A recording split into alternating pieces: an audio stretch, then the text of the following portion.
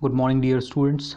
आज हम NCERT class 10th की मैथ्स का चैप्टर नंबर 1 पढ़ने जा रहे हैं, जिसका नाम है रियल नंबर्स। और रियल नंबर्स की हम पहली एक्सरसाइज करने जा रहे हैं। इससे पहले हमने लास्ट क्लास में रियल नंबर्स की बेसिक्स के बारे में हमने बात की थी। आइए एक्सरसाइज स्टार्ट करते हैं। एक्सरसाइज स्टार्ट करने से पहले आप सभी से गुजारिश है कि अगर आपको वीडियो पसंद आती है तो हमारी वीडियो को लाइक करें, चैनल को सब्सक्राइब करें और बेल आइकन पे क्लिक करें, जिसकी वजह से हमारी कोई भी अगर लेटेस्ट वीडियो आती है तो आप उसको सबसे पहले आपके पास आए। आइए फर्स्ट एक्सरसाइज हम स्टार्ट करते हैं। फर्स्ट एक्सरसाइज का फर्स्ट क्वेश्चन, एक्सरसाइज 1.1 का फर्स्ट क्वेश्चन क्या है? Using Euclid's division algorithm to find HCF। हमें क्या करना है? यूक्लिड्स डिवीज़न एल्गोरिथम का यूज़ करते हुए हमें HCF निकालना है। इससे पहले हम बात करते हैं यूक्लिड्स डिवीज़न एल्गोरिथम होता क्या है और ये इसका नाम ऐसा क्यों पड़ा। तो बात करते हैं। देखिए, तो अगर हम डिवीज़न की बात करते हैं, अगर हम 6 से डिवाइड करते हैं किसी नंबर को, सपोज हम 3 से डिवाइड कर रहे हैं 6 को, तो 3 2 जा क्या आता है? आपको पता है कि भाई 6 आ जाता है और रिमाइंडर आपका ऐसी कंडीशन में 0 बचता है। तो यूक्लिड डिवीज़न लेमा में भी यही, क्योंकि नाम यहाँ पर डिवीज़न है यानी डिवीज़न तो है कहीं ना कहीं, ये इसमें डिवीज़न होता है। और इसी डिवीज़न को थोड़ा ओपनली हम लिख देते हैं। D means divisor is equals to, D means dividend into quotient plus remainder के फॉर्म में इसमें लिखा जाता है। इसमें जो डी होता है, ये जो आपका अंदर बैठा हुआ 3 जो है, ये डिविडेंट कहलाता है। डी आप सभी को समझ में आ रहा होगा। इसमें जो आपका ये जो 3 है, ये 3 जो है ये आपका डिविडेंट आ जाता है। इस 3 को, मतलब 6 को डिविडेंट कहते हैं। यहाँ पर जो 3 है, ये वाला 3 जो है, इसको आप डिवाइज़र कहते हैं, स्मॉल डी। ऊपर की तरफ जो आप 2 देख रहे हैं, ये 2 आपका क्या कहलाता है? कोशेंट कहलाता है। और नीचे का आपका 0 जो आया है, इसको रिमाइंडर कहते हैं। बात समझ में आ रही है? तो यहाँ पर ये आपको यही सब चीज़ें आपको ध्यान रखनी है कि कौन सी चीज़ को क्या कहा जाता है। और ये ओवरऑल कहलाता है यूक्लिड्स डिवीज़न एल्गोरिथम या यूक्लिड्स डिवीज़न लेमा भी इसे कहा जाता है। आइए हम आगे बढ़ते हैं। तो इसमें क्या करना है? सबसे पहले क्वेश्चन दिया हुआ है कि आपको HCF निकालना है 135 और 225। 225 का हमें HCF निकालना है। HCF निकालने का सबसे पहला स्टेप ये है, आप कंपेयर करेंगे दोनों नंबर में से कौन सा नंबर बड़ा है। 225 और 235 में से 225 बड़ा है, तो आप क्या करेंगे? अप्लाई करेंगे यूक्लिड्स डिवीज़न लेमा का 225 और 135 के बीच। 235 को आप डिविडेंट, जो बड़ा नंबर होता है आप उसको डिविडेंट मानेंगे और जो छोटा होगा उसको डिवाइज़र मानेंगे। तो डिविडेंट वाले को आप बाहर लिखते हैं। 225 और 135 से डिवाइड करेंगे, मल्टीप्लाई बाई 1 करते हैं, तो आपका उस कंडीशन में 135 ही आएगा और आपका उस कंडीशन में रिमाइंडर आपका 30 बनता है। तो रिमाइंडर आप कह सकते हैं कि भाई आपका रिमाइंडर जो है वो 0 नहीं आया। ओवरऑल आपका जो 225 है पूरा कट आउट यानी कैंसिल आउट नहीं हुआ है। कैंसिल आउट नहीं हुआ इसलिए आपका रिमाइंडर 0 नहीं आया, इसलिए रिमाइंडर 90 आया। और जब तक आपका रिमाइंडर 0 नहीं आएगा, आपको यूक्लिड्स डिवीज़न लेमा लगातार लगाना पड़ेगा जब तक रिमाइंडर 0 नहीं आ जाता। ठीक है, तो एक बार हम फिर से डिवीज़न लेमा का यूज़ करेंगे, बट इस बार हम क्या करेंगे? जो हमारा डिवाइस स्टेप, इससे पहले वाले स्टेप में यानी 135 जो आपका क्या था? डिवाइज़र था। इस स्टेप में वो डिविडेंड बन जाएगा और जो आपका रिमाइंडर 90 आया उसको आपको डिवाइज़र मान लेना है नेक्स्ट स्टेप के लिए। तो 135 को आप बाहर लिखेंगे, 90 को अंदर लिखेंगे डिवाइज़र की पोजीशन पे। आप डिवाइड 90 बन जाए 90 आ जाएगा। तो आपका 90 आया, 135 में से 90 माइनस करेंगे तो आपका बचेगा 45, जो कि 45 का रिमाइंडर बचेगा। ठीक है, तो आपको 90 इंटू 1 प्लस 45 करेंगे तो आपका रिमाइंडर 45 बन गया। रिमाइंडर इस बार भी आपका क्या नहीं आया है? 0 नहीं आया है।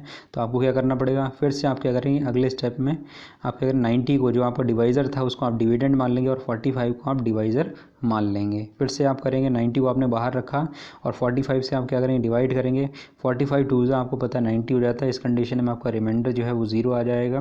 तो आप बोलेंगे भाई रिमाइंडर आपका 0 आ गया, since the remainder is 0 so the process get stop. आपका प्रोसेस स्टॉप हो जाएगा और आप कहेंगे कि भाई लास्ट स्टेप में जो आपका डिवाइज़र आता है जो कि 45 आया है, हम बोलेंगे कि भाई जो लास्ट स्टेप में डिवाइज़र 45 आया है, इसीलिए आप कहेंगे कि HCF ऑफ 135 एंड 225 का क्या आएगा? 45 आया। लास्ट स्टेप का जो HCF, मतलब लास्ट स्टेप का जो आपका डिवाइज़र होता है उसी को ही HCF बोला जाता है। नेक्स्ट पार्ट पे आते हैं। इसके नेक्स्ट पार्ट में आप देख पा रहे हैं कि नेक्स्ट पार्ट में क्या दिया हुआ है। यहाँ पर 196 दिया है और 38,220 दिया है। इसमें आपको पता है, क्लियरली साफ साफ दिख रहा है 38,220 ये बड़ा है और 196 छोटा नंबर है। अप्लाई करेंगे हम इसमें डिवीज़न लेमा का। 38,220 जो है इनके बीच और 196 के बीच यूक्लिड डिवीज़न लेमा यूज़ किया। 138,220 बाहर रखेंगे, 196 से डिवाइड करेंगे। जब 196 को 195 से मल्टीप्लाई करते हैं तो आपका एग्जैक्टली 38,220 आता है, और उस कंडीशन में आपका रिमाइंडर जो है वो ज़ीरो आता है। रिमाइंडर ज़ीरो आने की वजह से आपका प्रोसेस यहीं पर आपका रिमाइंडर ज़ीरो आ गया, प्रोसेस स्टॉप हो जाएगा। हम बोलेंगे लास्ट स्टेप में आपका जो HCF आया है वो 196 आया है, मतलब ऐसे लास्ट स्टेप में जो आपका डिवाइज़र आता है, यानी कि डिवाइज़र जो है 196 है लास्ट स्टेप का डिवाइज़र, और 196 का डिवाइज़र आने की वजह से हम बोलेंगे, इसीलिए इन दोनों का HCF यानी 196 और 38,200 का जो HCF होगा वो 196 होगा, क्योंकि लास्ट स्टेप में HCF ही मतलब जो डिवाइज़र है वो 196 ही आया है। नेक्स्ट आप पार्ट की बात करते हैं। नेक्स्ट पार्ट में आपको क्लियरली दिख रहा है कि क्या है, 867 और 255 है, इसका आपको क्या निकालना है, HCF निकालना है। फिर से कंपेयर करेंगे, दोनों में से बड़ा 867 होता है, 255 जो है वो छोटा है। अप्लाई करेंगे यूक्लिड्स डिवीज़न लेमा का 865 और 255 के बीच।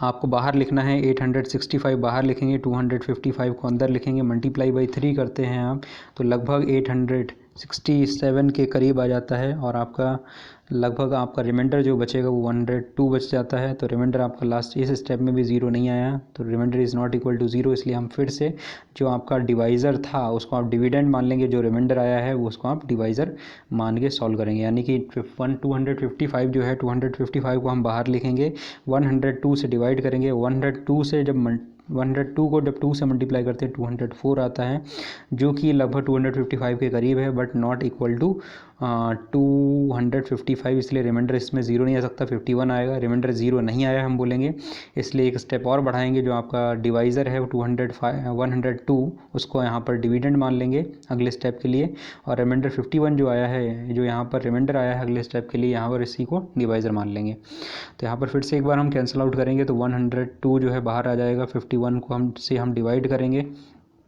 हाँ मल्टीप्लाई बाई 2 अगर 251 को करते हैं आपका रिमाइंडर ज़ीरो बचेगा, और 102 जो है पूरा ओवरऑल कैंसिल आउट हो जाता है। इसके स्टेप में आपका रिमाइंडर आप कह सकते हैं कि भाई क्लियरली कि ज़ीरो आ चुका है, ज़ीरो आया है, इसलिए आपका प्रोसेस स्टॉप हो जाएगा। प्रोसेस स्टॉप होने की वजह से आप कहेंगे कि लास्ट स्टेप का जो आपका डिवाइज़र है वो 51 आया है, इसलिए इन दोनों ही टर्म्स का 867 और 255 का जो HCF आएगा वो 51 ही आएगा। ठीक है, तो यहाँ तक समझ में आ गया होगा अभी तक आपको जितना पढ़ाया गया है। आइए क्वेश्चन नंबर नेक्स्ट पे पढ़ते हैं। क्वेश्चन नंबर नेक्स्ट में यहाँ पर क्लियरली बोला गया है कि show that any positive odd integer, कहा गया है कि कोई भी अगर पॉजिटिव ऑड इंटीजर है तो is of the form 6q + 1 6 और 6q + 3 6q + 5 where q is any where some integer. बोल रहे हैं क्यू कोई इंटीजर है, जबकि कोई भी पॉजिटिव ऑड इंटीजर जो है उसको लिखने का तरीका 6q + 1 6q + 3 6q + 5 के फॉर्म में ही लिखा जाएगा। इस चीज़ को हमें क्या करना है, शो करना है, यानी प्रूव करके दिखाना है कि भाई इसी फॉर्म में कोई भी पॉजिटिव जो इंटीजर है, पॉजिटिव ऑड इंटीजर स्पेशली आपको ध्यान रखना, ऑड इंटीजर इसी फॉर्म में लिखा जाएगा। ठीक है, तो आइए हम क्वेश्चन स्टार्ट करते हैं। सबसे पहले इस टाइप का कोई भी अगर आप क्वेश्चन कर रहे हैं तो ध्यान रहे कि हमारा जो रूल होगा वो बिल्कुल सेम रहता है। ठीक है, तो रूल क्या रहता है कि अगर इस टाइप का कोई भी हमें पूछा जाए कि ऑड इंटीजर का क्या पैटर्न होगा, प्रूव करके बताओ, तो हमें क्या करना है, सबसे पहले स्टेप में हमें ए और बी नाम के दो टर्म मानने हैं। ध्यान रहे ए की जो वैल्यू होगी वो कोई भी पॉजिटिव इंटीजर होगी, जो बात बोली जाएगी अगर पॉजिटिव बोली है तो पॉजिटिव, नेगेटिव बोली तो नेगेटिव यहाँ पर जाएगी। तो यहाँ पर ए को हम पॉजिटिव इंटीजर मान लेंगे, बी को क्या माना जाता है, बोल रहे हैं कि जो भी वेरिएबल आता है उसके आगे वाली जो वैल्यू होती है उसको हमेशा बी मानेंगे। तो बी यहाँ पर 6 हो जाएगा, जबकि ए को हम कोई पॉजिटिव इंटीजर मानेंगे। और हम क्या लगाएंगे, then by Euclid's division algorithm के हिसाब से, क्योंकि आपको पता है dividend is equals to divisor into quotient plus remainder आपका यूक्लिड्स डिवीजन एल्गोरिथम होता है, उसकी तरह से हम लिखेंगे इस पूरे ही इक्वेशन को। यानी a is equals to 6q + r के फॉर्म में, वेयर आप q की वैल्यू जो होगी आपको zero, q is greater than equal to zero बने, q की वैल्यू ज़ीरो या ज़ीरो से बड़ी या फिर जीरो के बराबर। और रिमाइंडर आपको लेना है, बोलने कि इसमें सबसे छोटी वैल्यू 1 है और आपकी मैक्सिमम वैल्यू 5 है, तो आपको 5 से बड़ी रिमाइंडर नहीं लेना है। ठीक है, तो आपको स्टार्ट करना है रिमाइंडर की वैल्यू 0 1 2 3 4 5 जो होगी सबसे मैक्सिमम वैल्यू होगी।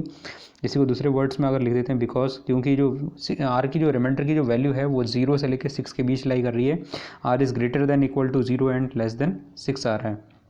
अब क्या करना है, इस पूरे क्वेश्चन में हम रिमाइंडर की वैल्यू जो है वो लगातार चेंज करेंगे। एक बार 0 लगाएंगे, फिर 1 लगाएंगे, फिर 2 लगाएंगे, फिर 3 लगाएंगे, अप टू 5 तक लगाएंगे जितनी वैल्यूज़ दी हैं। सबसे पहले क्वेश्चन में हमने क्या किया कि हमने अगर जो रिमाइंडर दिया हुआ है अगर हम 0 लगाते हैं तो यहाँ पर r की जगह 0 आ जाएगा, तो आपका a की वैल्यू 6q बन जाएगी। अगले में हमने रिमाइंडर की जगह 1 लगाया तो यहाँ पर वो 6q + 1 आ गया। 2 लगाएंगे 6q + 2 बनेगा, और 3 लगाएंगे तो 6q + 3 बनेगा। 4 लगाएंगे 6q + 4, 6q + 5, 5 लगाने पर। ठीक है, क्या करना है, इसको हम तोड़ के भी लिख सकते हैं भाई। 6q + 1 को हम क्या लिख सकते हैं, 2 3 = 6, और q का q आ गया, +1 करके भी हम लिख सकते हैं। इसमें हमने 2 को तो हमने बाहर लिख लिया, 2 को हम क्या करेंगे, बाहर लिख लेंगे, और ये जो 3q आपका बन रहा है इसको हम मान लेंगे k। क्या मान लेंगे, 3q को हम मानेंगे k1 मान लेंगे, और +1 इसको फिर हम चेंज करके क्या लिख सकते हैं, 3 मतलब 2k1 + 1 आ जाएगा, वेयर k कोई पॉजिटिव इंटीजर माना गया है यहाँ पर। ठीक है, मानना है आपको, समझ में आ गया। यहाँ पर अगला स्टेप, नेक्स्ट वाला जो नंबर है आपको लिखना है 3q। हमें केवल इवन वाले नंबर नहीं लेने, ध्यान रहे, क्योंकि यहाँ पर ऑड की बात की तो हम केवल ऑड वाले सीक्वेंस को लेंगे जिसमें रिमाइंडर आपका 2 आया है, 4 आया है, 6 आएगा, वो नहीं लेना है हमें। 1 वाला लेना है, 3 वाला लेना है, और 5 वाला लेना है, बाकी सब नहीं लेंगे। 3 मतलब 6q + 3 को हम लिख सकते हैं 6q + 2 + 1 करके लिख सकते हैं। 2 अंदर ले लिया, और इन दोनों में से हम 2 कॉमन लेके बाहर लिख लेंगे, और अंदर की तरफ आपको बचेगा क्या, 2 3 जा देखो 6 आ जाएगा, और 2 1 जा 2 भी आ जाएगा। यहाँ पर समझ में आ गया। तो इसको हम इस तरह से लिख लेंगे, और आपका रिमाइंडर 1 का 1 बचेगा। 2 की जगह तो 2 लिख लिया, इस अंदर ब्रैकेट के अंदर वाली चीज़ को हम k2 मान लेंगे +1, और k2 यहाँ पर भी कोई एक पॉजिटिव इंटीजर माना जाएगा। अगले स्टेप में हमने अगला ऑड नंबर जो आपका बनता है वो 6q + 5 बनेगा, जिसमें आप 6q + 5 को लिख सकते हैं 6q + 4 + 1 लिखेंगे, और 6q + 4 जो है उसको ब्रैकेट में बंद करेंगे। इन दोनों में से कॉमन लेंगे तो 2 कॉमन फिर से हम लेंगे, 2 3 = 6 बन जाएगा, और 2 2 = 4 बन जाएगा। तो आप ये जो ब्रैकेट वाली वैल्यू है इसको हम अगले स्टेप में k3 मान लेंगे, तो आप लिखेंगे k3 + 1 बन जाएगा। k3 इसमें भी कोई पॉजिटिव इंटीजर माना गया है। क्लियरली यहाँ पर साफ साफ दिख रहा है कि पहला जो नंबर है आपका 6q + 1, 6q + 3, 6q + 5, ये सारे के सारे जो नंबर हैं आर इन द फॉर्म, ये के फॉर्म में आ रहे हैं। किसी में आ रहा है 2k + 1, जिसमें k जो है एक इंटीजर आया है। ठीक है, k की वैल्यू एक हमने इंटीजर मानी है। वेयर अगर हम मानते हैं 6q + 1, 6q + 3, 6q + 5 जो है, अगर हम मान लेते हैं कि 100% ये कैसा हो जाएगा, इतनी बात तो पता है भाई 6q तक अगर बात है तब तो ये 2 से डिवाइड होगा। बट अगर 6q + ऑड नंबर हम कर देते हैं, किसी भी इवन मल्टीपल में अगर हम ऑड नंबर को प्लस कर देते हैं तो वो ओवरऑल ऑड बन जाता है, यानी वो 2 से डिविजिबल होगा नहीं। तो 100% ये 6q + 1, 6q + 3 और 6q + 5 ये 100% क्या बनेंगे, ये एक ऑड नंबर बनेंगे, क्योंकि ये 2 से डिविजिबल नहीं होंगे। हेंस आप बोलेंगे जो भी आपकी एक्सप्रेशन है, expression the number are odd number आपका आ जाएगा, and therefore the odd integers can be express. इसलिए हम कह सकते हैं कि ऑड नंबर का जो एक्सप्रेशन का जो फॉर्म होगा वो 6q + 1, 6q + 3 एंड 6q + 5 के फॉर्म में हम लिख सकते हैं। तो केवल इस क्वेश्चन में केवल इतना ही है, बस इतना ही आपको करना है। आइए नेक्स्ट क्वेश्चन के ऊपर हम बात करते हैं। नेक्स्ट क्वेश्चन में अगर हम बात करते हैं तो नेक्स्ट क्वेश्चन में देखिए यहाँ पर क्या दिया हुआ है। नेक्स्ट क्वेश्चन में क्वेश्चन नंबर 3 जो है इसमें क्या बोला है, एन आर्मी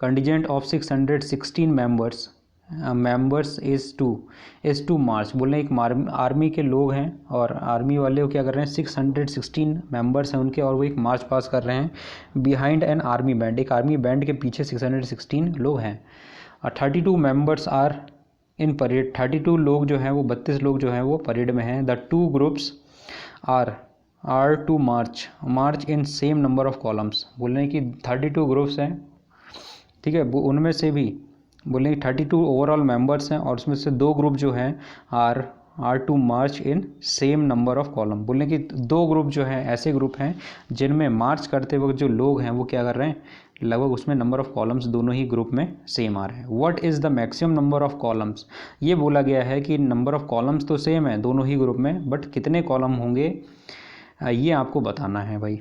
तो यानी कि यहाँ पर जो क्वेश्चन बन गया है वो 60 टोटल मेंबर्स कितने 616 और आपके बैंड मेंबर जो हैं वो 32 हैं। यानी आपको ओवरऑल क्वेश्चन में साफ साफ समझ में आ रहा है कि हमें HCF ही निकालना पड़ेगा, हाईएस्ट कितने मेंबर्स आएंगे। तो हमें क्या करना पड़ेगा, हमें HCF निकालना है 616 और 32 का, और अभी हम निकाल भी चुके हैं इससे पहले वाले क्वेश्चन में, ठीक है।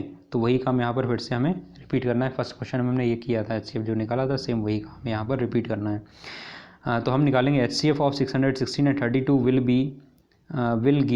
Will give a maximum number of column. हमें ये HCF अगर निकाल लेंगे तो मैक्सिमम नंबर ऑफ कॉलम्स आपको पता चल जाएगा। इन विच दे कैन मार्च, बोलने कि जो भी आपके आर्मी के लोग हैं वो मार्च पास कितने कॉलम में करेंगे ये हमें आ जाएगा। We can use Euclid's algorithm, इसके लिए हम यूक्लिड्स एल्गोरिथम का यूज़ करेंगे HCF फाइंड करने के लिए। तरीका वही रहेगा, बड़े नंबर को बाहर डिविडेंड मानेंगे, डिवाइज़र मानेंगे, छोटे नंबर को 32 को 19 से मल्टीप्लाई करेंगे तो आपका रिमाइंडर बचता है 8, ठीक है। रिमाइंडर आपका 0 नहीं आया, इसलिए आप क्या करोगे, अगले स्टेप में जो आपका डिवाइज़र था उसको आप डिविडेंड मान लेंगे, यानी 32 बाहर आ जाएगा और 8 आपका रिमाइंडर जो था उसको डिवाइज़र की तरह मानेंगे। 8 4 से 32 आता है, ओवरऑल पूरा कैंसिल आउट हो रहा है 32, तो आपका रिमाइंडर 0 आ गया। रिमाइंडर 0 आते ही प्रोसेस आप स्टॉप कर देते हैं। स्टॉप करने के बाद आपका लास्ट स्टेप में जो भी आपका डिवाइज़र आता है, यानी 8 क्वेश्चन में आपका 8 जो है वो डिवाइज़र आया, तो हम बोलेंगे भाई इसका HCF जो आएगा वो 8 आएगा। और बताया था भाई कि अगर आप HCF निकालेंगे तो HCF निकालने पर ही आपका टोटल नंबर ऑफ कॉलम्स आ जाएगा, इसीलिए आप कहेंगे कि भाई 8 कॉलम्स आएंगे। कितने कॉलम्स आएंगे, 8 कॉलम्स। नेक्स्ट क्वेश्चन के ऊपर हम बात करते हैं। आइए क्वेश्चन नंबर 4 के ऊपर देखते हैं। क्वेश्चन नंबर 4 में क्या दिया हुआ है, यूक्लिड्स डिवीज़न लेमा। बोल रहे हैं कि यूक्लिड्स डिवीज़न लेमा का आपको यूज़ करना है टू शो दैट, आपको क्या शो करना है, शो मीन्स प्रूव करना है, show that the square of any positive integer is either of 3m, either of form 3m और 3m+1 और सेम और सम इंटीजर m।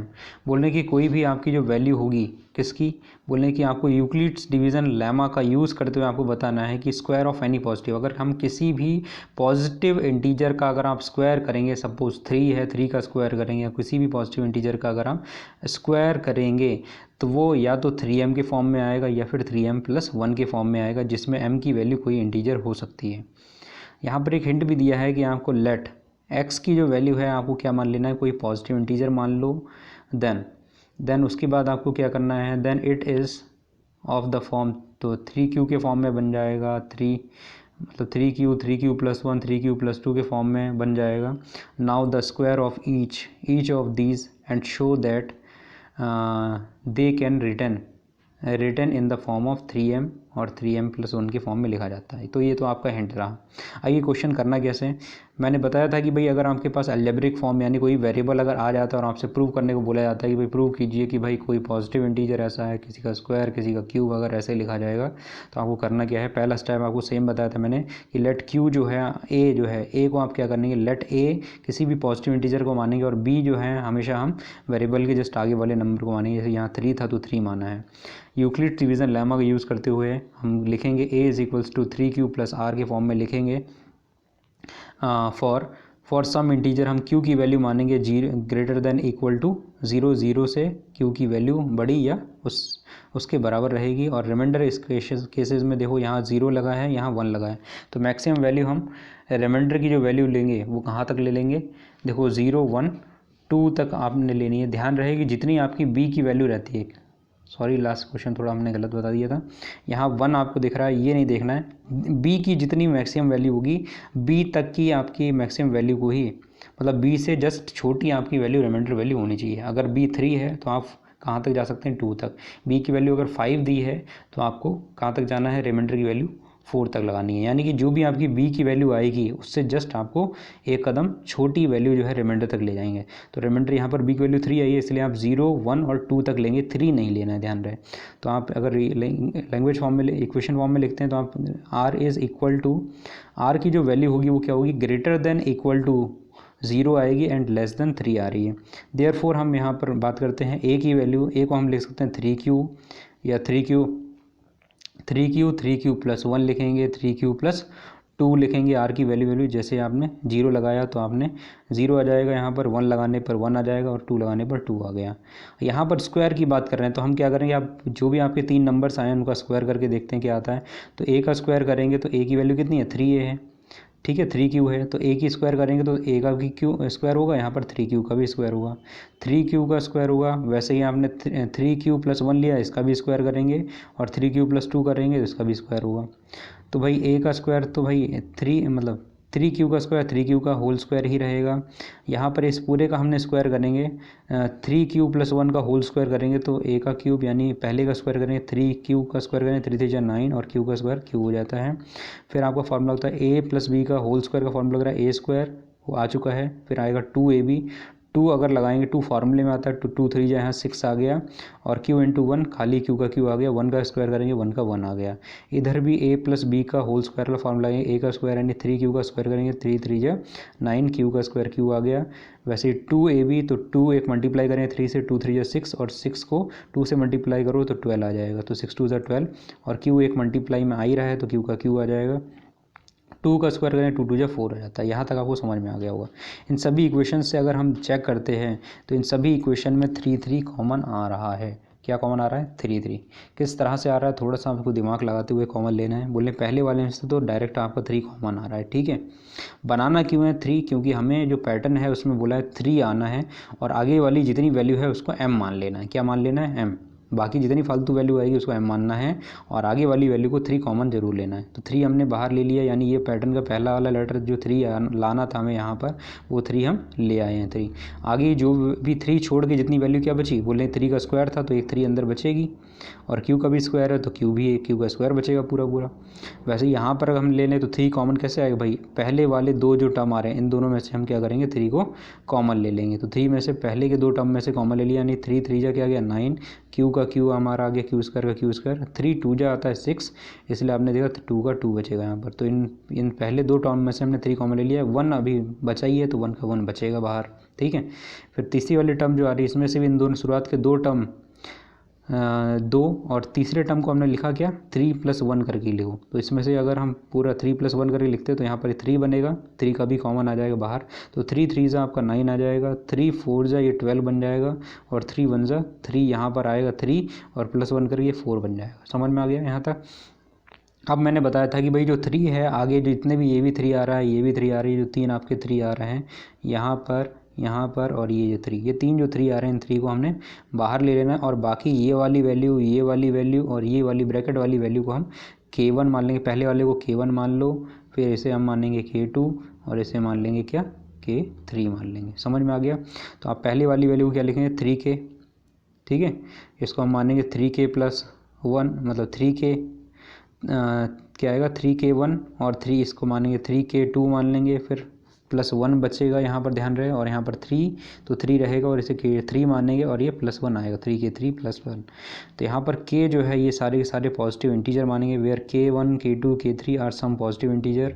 हेंस आप बोल सकते हैं भाई कि it can be said that किसी भी नंबर, क्योंकि यहाँ पर हमने स्क्वायर करके ही सारे आंसर निकालने हैं कि तो हम लिख सकते हैं भाई किसी भी पॉजिटिव इंटीजर का अगर आप स्क्वायर करेंगे तो वो 100% किस फॉर्म में आएगा 3m। अगर हम k1 k2 और k3 जो आपका आ रहा है k1 k2 k3 की जगह अगर हम m से रिप्लेस करेंगे तो ध्यान रहे वहाँ पर हम m लगा देंगे तो पहला वाला 3m बनेगा, फिर 3m + 2 बनेगा, फिर 3m + 1, ठीक है, 3m + 1 बनेगा, ठीक है। तो इस तरह से आपका फॉर्म जो है यानी कि 1 ये बाद में फिर 1 ही 1 बचता रहेगा सब में से, या तो 1 आएगा या कुछ नहीं आएगा। तो एक बार 1 आएगा रिमाइंडर में तो आपके 2 ही पैटर्न निकल के आ रहे हैं ओवर, या तो 1 बच रहा है पहले में, या तो 1 बचेगा या नहीं बचेगा, तीसरा वाला कोई नंबर नहीं आएगा। या तो 3 से पूरा डिवाइड हो रहा होगा तो उस कंडीशन में रिमाइंडर 0 आ जाएगा, मतलब और 3 से अगर डिवाइड नहीं हो रहा होगा तो एक नंबर बच रहा होगा अगर ऑड नंबर होगा तो। समझ में आ गया। अगर ऑड होगा तो वो 3 से डिवाइड नहीं हो रहा होगा तो उस कंडीशन में 100% 1 बच रहा होगा। तो भाई 2 ही पैटर्न में आपका आंसर आएगा, या तो 3m + 1 आएगा या फिर 3 आएगा। ये आपका प्रूव हो गया। नेक्स्ट क्वेश्चन की बात करते हैं। ये क्वेश्चन नंबर नेक्स्ट जो कि क्वेश्चन नंबर 5 है, इसमें क्या बोला है देखिए, यूजिंग यूक्लिड्स डिवीज़न लेमा। इसमें आपको यूक्लिड्स डिवीज़न लेमा का यूज़ करते हुए क्या करना है, show that the cube of any positive integer. आपको किसी भी पॉजिटिव इंटीजर का क्यूब करना है is in the form of, बोल रहे हैं किसी भी पॉजिटिव इंटीजर का अगर हम क्यूब करेंगे तो उसका जो फॉर्म होगा 3m 3m+1 3m+8 के फॉर्म में ही लिखा जाएगा। आपको ये प्रूव करके दिखाना है। भाई वहाँ पर स्क्वायर था तो भाई स्क्वायर की तरह से बना हुआ था, यहाँ पर क्यूब बोला है तो भाई 3 3 क्या होता है 9 होता है। यहाँ पर साफ साफ दिख रहा है कि भाई 3 का मतलब यहाँ पर भी 3 का ये स्क्वायर ही है, बट ये बोल रहे हैं कि अगर क्यूब करेंगे किसी पॉजिटिव इंटीजर का तो इस फॉर्म में आएगा। आइए देखते हैं कैसे। फॉर्मूले का पहला पैटर्न मैंने बताया था, अभी सॉल्व करने का वही तरीका रहेगा कि भाई हम लेट ए को हम पॉजिटिव इंटीजर मानेंगे और बी जो अल्फ़ाबेट के आगे वाली वैल्यू होती है उसको क्या मानते हैं बी। बट ध्यान रहे जो 9 अगर हम मानते हैं 9 किसी का क्या नहीं होता, क्यूब नहीं होता। 9 स्क्वायर होता है 3 का, बट क्यूब नहीं होता। इसलिए हम क्या करेंगे इस कंडीशन में, यहाँ पर हम 9 नहीं मानेंगे। एम के आगे 9 भले ही है बट यहाँ 9 मानेंगे, क्यों नहीं, क्योंकि यहाँ क्यूब की बात कर रहे हैं। इसलिए हम 9 की जगह हम 3 ऐसा नंबर मानेंगे जो कि आपका जिसका क्यूब निकल सकता है। ठीक है, तो ना तो 9 का क्यूब निकल तो सकता है बट 9 जो है वो किसका क्यूब नहीं है, बट 3 का क्यूब नहीं है। तो हम क्या करेंगे भाई, बट 9 का स्क्वायर होता है। 9 का स्क्वायर क्या होता है भाई, मतलब 3 जो है 3 का स्क्वायर करेंगे वो 9 आपका आ जाता है। इसलिए हम क्या करेंगे यहाँ पर 3 का 9 बी की वैल्यू यहाँ पर 3 मानेंगे। यूक्लिड्स डिवीज़न लेमा का यूज़ करेंगे यहाँ पर हम। ठीक है, तो इसमें आप देखिए क्या बोला गया है, हमें क्या पहले लेना है लेट ए की जो वैल्यू है, ए की वैल्यू हम क्या मानेंगे कोई पॉजिटिव इंटीजर मानेंगे। बी की वैल्यू इस क्वेश्चन में हम क्या करेंगे, बी की वैल्यू को आपको 3 मान लेना है। क्या मानना है, बी की वैल्यू को 3 मान लेना है। और यूक्लिड डिवीज़न लेमा का हम यूज़ करेंगे यहाँ पर। ए की वैल्यू देखिए यहाँ पर क्या हो जाएगा, यूक्लिड डिवीज़न लेमा का यूज़ करते ही आप लिखेंगे कि a is equals to 3q + r, where q की जो वैल्यू होगी वो आप 0 से ग्रेटर देन इक्वल टू 0 आ जाएगा। और r की वैल्यू जो है वो b से, मैंने बताया था b से कंपेयर किया जाता है तो b से छोटी ही रहेगी, greater than equal to 0 and less than 3 रहेगी। तो a की वैल्यू जो सबसे पहली वैल्यू आ रही है a की वो क्या आएगी, a is equals to 3q, a is equals to 3q+1। अगर हम r की वैल्यू 0 लगाते हैं 3q आएगा, r की वैल्यू 1 लगाएंगे तो 1 आएगा, r की वैल्यू 2 लगाएंगे तो यहाँ पर 3q+2 आएगा। यहाँ तक समझ में आ गया। तो therefore every number can be represented as the 3 form. हमें ये बात पता है कोई भी नंबर जो है हम 3 तरीके से तो लिख सकते हैं। ठीक है, इस केस में हम साफ साफ देख सकते हैं कि भाई हमारी ए की वैल्यू क्या है 3q है। अगर हम क्यूब करते हैं पहले वाले नंबर को, पहले नंबर को अगर क्यूब करते हैं तो ए का क्यूब बनेगा, यहाँ पर 3q का क्यूब करेंगे तो ए का क्यूब तो ए का क्यूब ही रहेगा, बट 3 का क्यूब करेंगे, 3q का क्यूब करेंगे तो 3 का क्यूब होता है 27 और q का क्यूब हो जाएगा। और इसमें से हम, क्योंकि हमें क्वेश्चन में 9 बाहर लाना है तो हमें इसमें से भी हमें 9 कॉमन लेना पड़ेगा बाहर की तरफ। 9 अगर बाहर ले लेते हैं तो 9 3 क्या होता है 27, तो अंदर बचेगा 3q का क्यूब बचेगा। तो अंदर जो भी ब्रैकेट के अंदर बात बचेगी उसको हम m मान लेंगे। समझ में आ गया। तो m की वैल्यू इस क्वेश्चन में क्या आ गया 3q का क्यूब आपकी ये m की वैल्यू रहेगी। नेक्स्ट क्वेश्चन में सेकंड पार्ट में हमें a की वैल्यू जो है वो 3q+1 माननी है। 3q+1 अगर हम a की वैल्यू मानते हैं, दोनों तरफ क्यूब करो तो यहाँ पर a क्यूब आ जाएगा। राइट साइड में 3q+1 का अगर होल क्यूब करेंगे यहाँ पर, तो यहाँ पर फार्मूला क्यूब का फार्मूला याद होना चाहिए आपके पास। होता क्या है एक बार याद करें कि अगर आपसे a+b अगर इस टाइप से आपका नंबर आता है और इसका होल क्यूब करना होता है तो इसका फार्मूला क्या होता है याद करें। तो इसका फार्मूला होता है a का क्यूब, a का क्यूब करना होता है प्लस b का क्यूब, ठीक है, प्लस a का क्यूब प्लस b का cube plus 3a² and plus 3a, ठीक है, यहाँ पर लिख देता हूँ मैं प्लस का 3ab का स्क्वायर। ठीक है, तो यहाँ पर आपको ये ध्यान रखना है कि ये आपकी वैल्यू हो जाती है। तो ये आपके पास फार्मूला है, ये फार्मूला आपको क्या करना है अप्लाई करना है। जब यहाँ पर फार्मूला लगाएंगे यानी कि पहले यहाँ पर a का क्यूब आएगा, a कितना यहाँ पर 3 है, 3q का क्यूब करेंगे तो 3 का क्यूब होता है 27 और q का क्यूब तो q ही रहेगा। फिर b का यानी 1 का क्यूब करेंगे तो उसको आप यहाँ पर लास्ट में लिख लिया गया है। ठीक है, फिर यहाँ पर आना चाहिए 3 जो बीच में आपका आया था 3a का स्क्वायर और b से मल्टीप्लाई करेंगे तो 3 से मल्टीप्लाई करो a के स्क्वायर से। a का स्क्वायर क्या है 3 3 जा, a का स्क्वायर होता है 3 3 9 और 9 को फिर से 3 से मल्टीप्लाई करें 3 3 जा, 9 3 27 ही बनेगा फिर से। ठीक है। और क्यू का स्क्वायर करना है, यानी ए का स्क्वायर करना था तो ए का स्क्वायर जो है क्यू का स्क्वायर करोगे तो क्यू स्क्वायर हो जाएगा। फिर यहाँ पे सेकंड वाले में आता है क्या, 3ab का स्क्वायर करना है, तो 3 आना है, 1 को जब 3 से मल्टीप्लाई करोगे तो 1 3 जा 3, और एक बार ए से भी करना है तो 1 3 3 जा 9 भी आएगा, 9 1 जा 9, तो 9 आ जाएगा, और एक क्यूब भी यहाँ पर आ जाएगा, और ए का क्यूब जो था यहाँ पर ए क्यूब बी क्यूब वो यहाँ पर लास्ट में लिया है। ये बात समझ में आ गई होगी। पूरी इक्वेशन में से हम क्या करें, 9 कॉमन लेते हैं, पहले में से 9 कॉमन आ जाएगा, 9 3 जा 27 कॉमन आ गया, 9 3 जा 27 और 9 1 जा 9, तो इधर पहले वाला क्यूब 3 क्यू का क्यूब बनेगा, फिर यहाँ पर भी 3 क्यू का स्क्वायर बनेगा, और यहाँ पर 3 9 तो पूरा पूरा बाहर चला गया, तो खाली 9 बाहर चला गया, खाली क्यू का क्यूब बचेगा। ये बात आपको समझ में आ गई होगी। और प्लस का 1 का प्लस का 1, तो ध्यान रखना है यहाँ पर जो ब्रैकेट के अंदर वाली बात आई है इसको हम m मान लेंगे, ठीक है, इसी को हम क्या मानेंगे, m मान लेंगे, और आगे वाली जो भी आपकी वैल्यू रहेगी ध्यान रहे उसको हम 1 मान लेंगे। तो आपने 2 नंबर देखे कि भाई पहला 9 m प्लस 1 के फॉर्म में आपका सेकेंड टर्म भी आपका आ चुका है, ठीक है। नेक्स्ट टर्म की हम बात करते हैं। लास्ट टर्म में हम क्या मान लेते हैं कि जो आपकी लास्ट वैल्यू थी ए की वैल्यू 3 क्यू प्लस 2 मानते हैं, क्योंकि रिमाइंडर अगर हम 2 लगाते हैं 2 आ जाएगा। इसमें अगर हम क्यूब करके देखे थे ए का जो क्यूब है ए का क्यूब हो जाएगा, और यहाँ पर भी फिर से ए प्लस बी का होल क्यूब का फॉर्मूला लगेगा। फॉर्मूला क्या होता है, ए का क्यूब यानी कि 9 का क्यूब करेंगे 27, क्यू का क्यूब करेंगे क्यू का क्यूब, और बी का जो क्यूब है वो यहाँ पर लास्ट में लिखा हुआ है, 2 का क्यूब करते हैं 8 आ जाता है, वो यहाँ पर लास्ट में लिखा हुआ है, ठीक है। बीच में आपका फार्मूला बनता है 3a का स्क्वायर b आता है, तो 3 तो एक फार्मूले में आता है 3, और a का स्क्वायर करना है 3 3 जा 9, और फिर एक 3 से मल्टीप्लाई करना है तो 3 3 जा 9, और 9 3 जा 27 यहाँ पर आ जाएगा, ठीक है। तो 3 का स्क्वायर कितना होता है, 3 3 जा 9 होता है, ठीक है। यहाँ पर आपको ध्यान रखना है थोड़ा सा कि 3 3 जा आपका फार्मूला क्या लगाना है, a प्लस बी का होल क्यूब वाला फार्मूला लगाना है यहाँ पर, तो a का क्यूब फिर 2ab, और यहाँ पर आएगा कितना, तो 3 का क्यूब कितना हो, 3 का स्क्वायर होता है 3 3 जा 9, और 9 3 यहाँ पर 27, बट यहाँ पर 54 ले लिया गया है, और यहाँ पर 36 ए का क्यूब और बी का 3 3 जा 9, 9 3 27 6 4 जा 54 लिया गया है, ठीक है।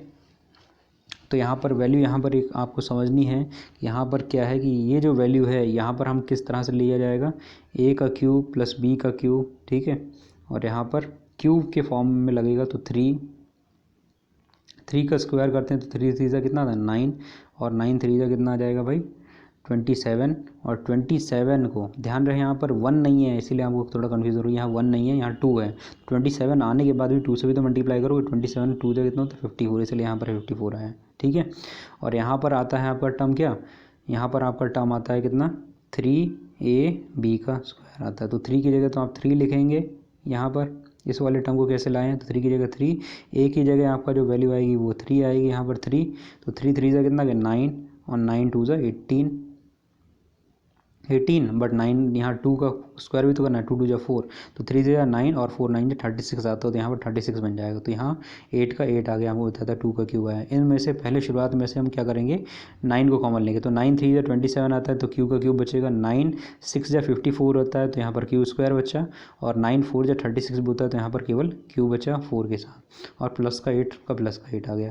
बोले जो भी आपने ब्रैकेट के अंदर वाली बात ली, इस ब्रैकेट के अंदर वाली बात को आप क्या मान लेंगे, m मान लेंगे, तो आपका लास्ट a का क्यूब जो है वो 9m प्लस 8 बनेगा। तो आप लिख सकते हैं भाई m की वैल्यू जो है, ब्रैकेट वाली बात जो है m की वैल्यू रहेगी, एंड देयरफॉर द क्यूब